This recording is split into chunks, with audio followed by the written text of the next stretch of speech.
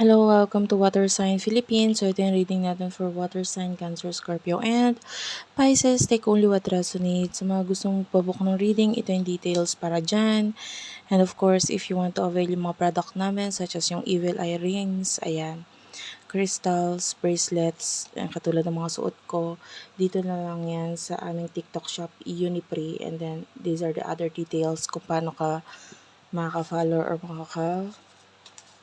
pagpabook ng reading sa akin. Anyway, follow mo rin ako dun sa aking Facebook page, TikTok shop, TikTok, and sa aming Instagram.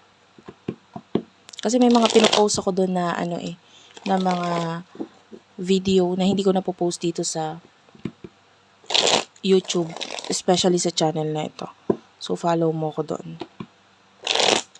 Example, yung mga guhit ng palad. So, pwedeng magkaroon ka ng idea. Maaring may video ako na maipost sa'yo.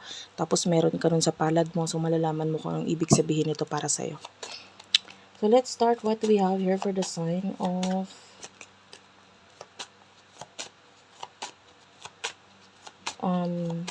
water sign, main energy. Sana mag-comment ka dyan sa baba. Kahit heart-heart lang, smileys. The Hermit and the Eight of Cups.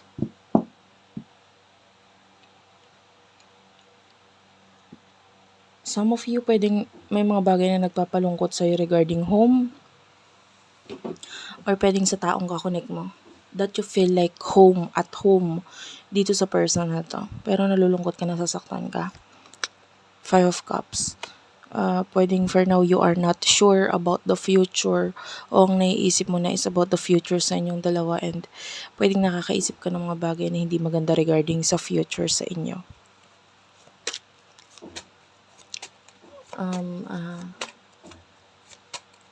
Person na kakonect mo, sino to? Water sign, Seven of Wands, the Strength card, Bottom of the deck is the Three of Swords and the Five of Wands. Yung iba sa inyo pwede nagkakaroon ng pag-aaway, sakitan. Nasasaktan ka talaga sa person na to. And then with the Seven of Wands, I feel like itong person na to focus siya sa pag-create or pag-build up ng sarili niya. Skills niya, knowledge niya. I feel like you're dealing with someone na parang sa inyong dalawa ngayon, parang kumbaga sa sasakyan, no? Siya yung may hawak ng manibela. Sa relasyon ninyo, sa connection ninyo, pwedeng siya yung may makakapagsabi. Or siya yung may hawak, siya yung may desisyon ngayon. Kung anong gawin niyang desisyon, sabihin niya, or maging action niya regarding dito sa connection na to. Whether kung itutuloy pa ba ang connection or hindi, pwedeng siya yung may hawak noon sa ngayon. Okay? Siya yung makakapagsabi nito sa ngayon.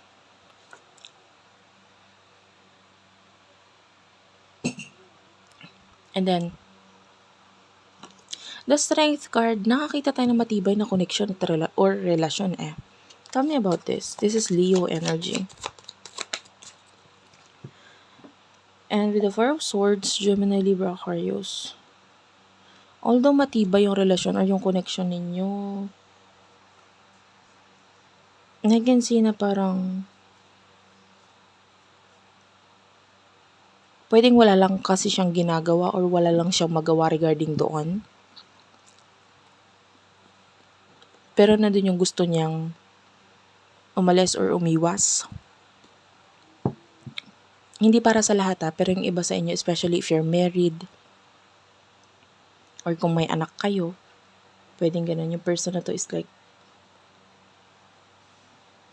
wala lang siya magawa regarding doon. Yun yung nagpapatibay.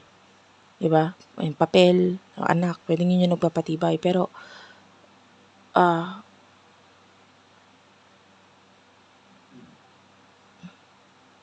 sa bagay na yun, pwedeng sa part na yun, wala siya magawa.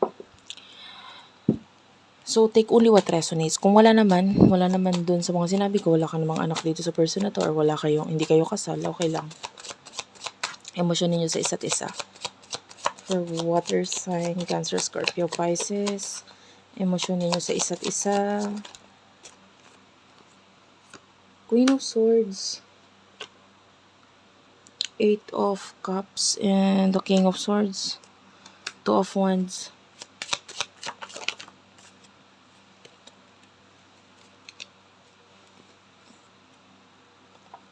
Knight of Swords, Seven of Swords.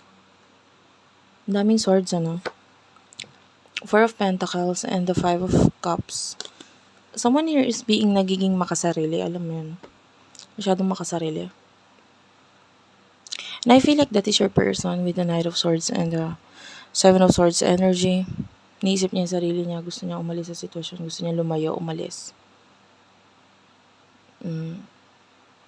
Kumbaga kung kayo may pagsasama, gusto niya lumayas or gusto niya umalis sa tahanan na yan.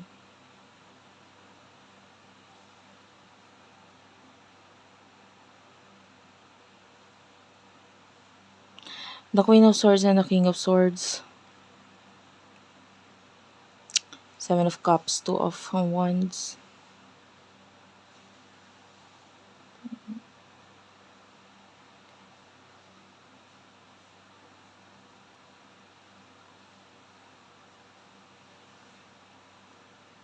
I do feel like meron kang mga plano sa ngayon. And maybe it has something to do sa professional or career, something to do with that. Wala akong naramdaman. Can you tell me, please, Spirit Guides, Angel Guides, emosyon ni water sign sa person niya? Four of Wands, tell me about this. Death card and the Ten of Pentacles. Nagpakita sa akin si Nine of Swords. Yung iba sa inyo nasasaktan. Pero ngayon kasi ang focus mo is stability, money, gusto mong maging stable, or gusto mong magkaroon ng mas maayos na finances, or maging mas okay yung finances. You're really hopeful, and some of you're happy pagdating sa bagay na yun. So pagdating sa person na to, pwedeng hindi mo siya masyadong iniintindi, or okay, masakit, pero hindi ako pwedeng mag-focus sa sakit-sakit lang. Parang ganun. Focus na lang ako sa kung ano yung stable para sa akin ngayon. Parang ganun yung energy mo. So what will happen in the near future for the both of you? In our near future, you do have the Eight of Wands, the Page of Wands, and the Knight of Wands. Four of Cups and the Star is here. One more card. The Tower. Four of Pentacles, Stars, Virgo, Capricorn. Ace of Swords. So, I don't know. I can see someone here na parang I don't know kung marunong ka magbasa ng Braille. Alam mo yun? It's like a way kung paano makakabasa yung mga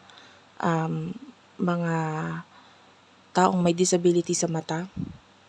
Lalo na yung mga bulag, So, I don't know if you are one of them. You cannot see.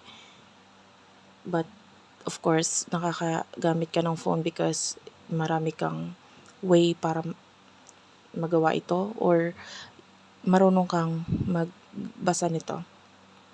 Take only what resonates. In the future, I can see messages here regarding sa mga plano. So, pwedeng may mga bagay kang malaman regarding sa mga plano ng mga tao sa paligid mo, and you taking action regarding dito sa plano na ito. Like maybe a person, maybe family will tell you about sa plano niya, and then sige, gawin natin yung plano na yan. And it has something to do with money, or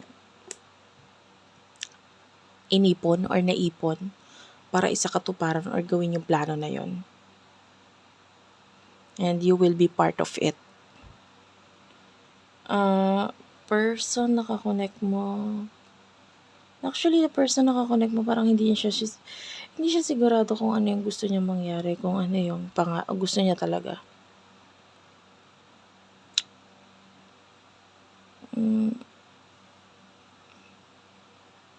Walang kasiguraduhan, pabago-bago ang isip.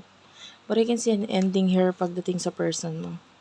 And I feel like it has something to do dun sa gusto niyang mangyari, pero maaaring hindi niya ituloy kung ano man ito.